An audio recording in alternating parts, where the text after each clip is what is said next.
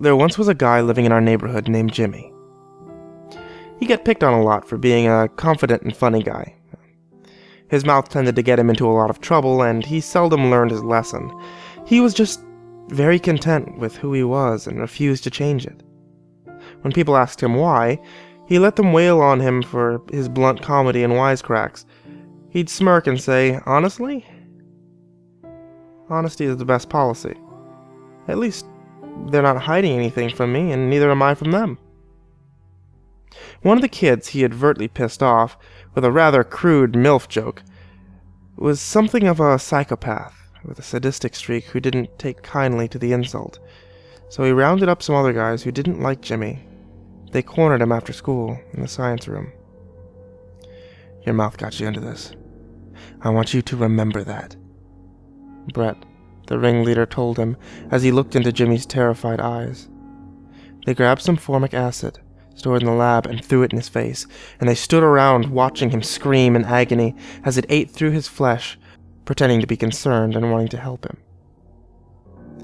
When the paramedics arrived and were attending to Jimmy, who was no longer able to scream, the principal asked the boys if they knew what happened. Their leader, Brett, explained that they were walking past when they saw Jimmy skulking around the lab room, and by the time they got in there, he was already in that state. The other members joined in and backed Brett up with the old fake details, as Jimmy tried to protest in silent agony. The principal nodded, told them that he would speak to them after he had a word with Jimmy, and gotten his side of the story after he went to the hospital. A few days passed, and Jimmy was kept in the ICU with bandages on his face. The doctors salvaged what little they could of his face, his vision still intact in one eye, and his jaw withstanding despite the loss of flesh. He was still unable to speak and refused to respond to anyone. He just sat there, eyes unblinking and staring at the ceiling, bloodshot and filled with animosity. When he was discharged sometime later, he would not respond to anyone with anything other than the word liars. His social life gone, unable to smile or even crack a joke anymore, he secluded himself in his room and began planning. Sick, vindictive thoughts started appearing in his mind. He would get them all, one by one, discriminate them, slice them, burn them. He waited patiently until the group would be vulnerable late at night when they said their goodbyes and went home separately. That's when he would strike. That weekend, Brett received a package in the mail.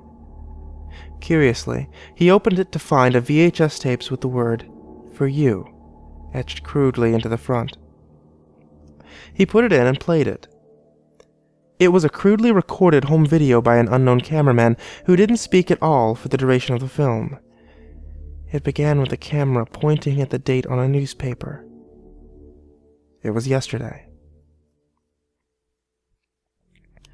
As he zoomed out, you could see it was in a basement, a single flickering light bulb hanging above and casting an uncomfortable scene.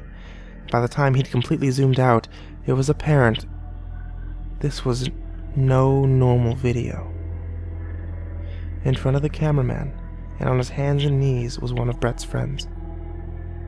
He was naked, a dirty blindfold around his face and crude gag in his mouth. He was covered in blood, horrific burns, lacerations, and wounds, and one particularly large one on his back stood out the most. It almost looked like a word.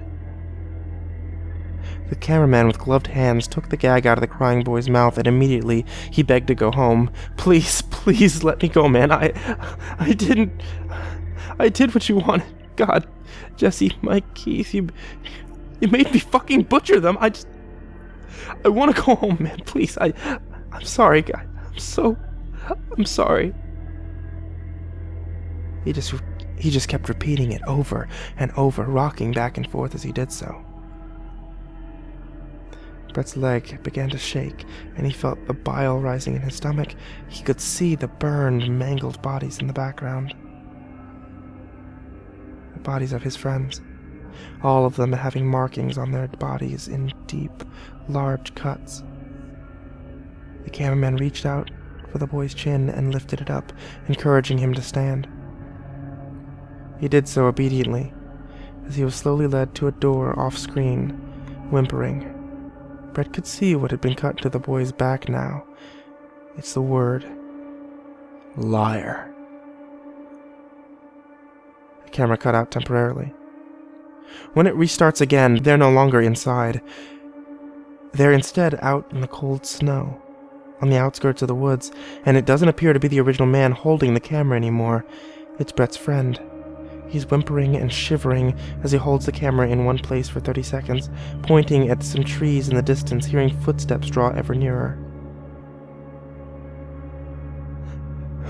Where are you, man? You said I could go! You said that I could go! The boy's screaming and crying, frightened out of his mind as the sound of crunching snow draws near from seemingly every angle. It stops.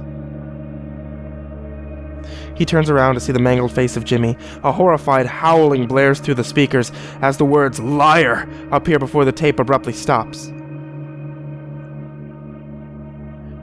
Brett feels faint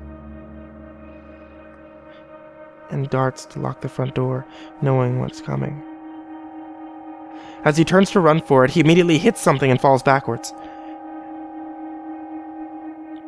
The last thing that he ever hears is liars, as the acid runs down his face and begins to slowly eat away at his flesh. The last thing that he ever sees is Jimmy's face, contorting into a sick and twisted smile.